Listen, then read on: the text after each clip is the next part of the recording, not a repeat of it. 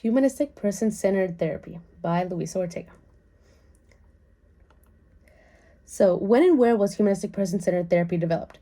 It was developed in the 1940s by Carl Rogers. Where exactly? In the United States.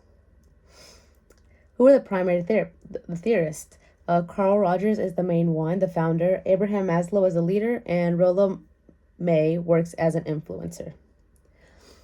The fundamental principles for this theory include having a drive toward self-growth, self-potential, and realization.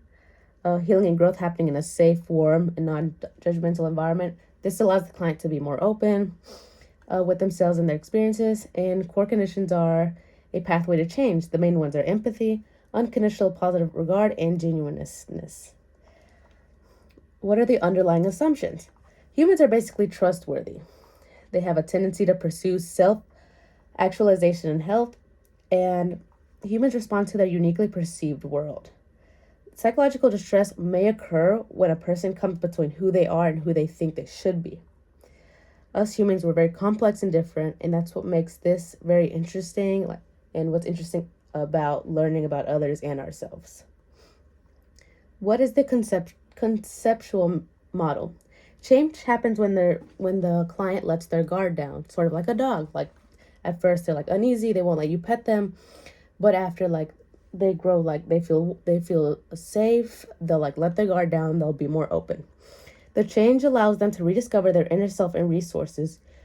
You are the growth. Growth comes from you.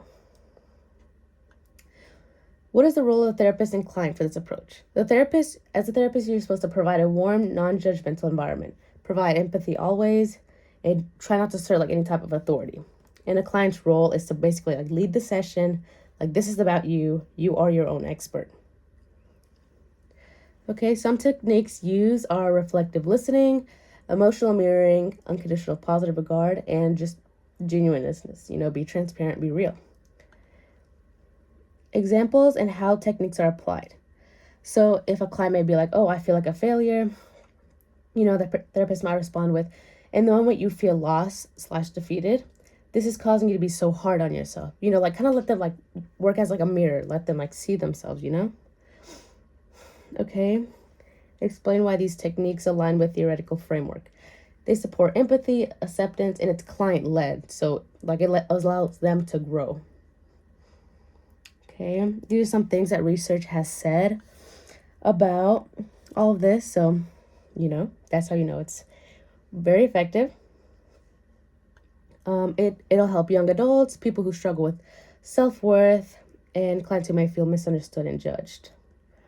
Limitations are that it's a little less organized and structured, not really different from every other method. And here are my references.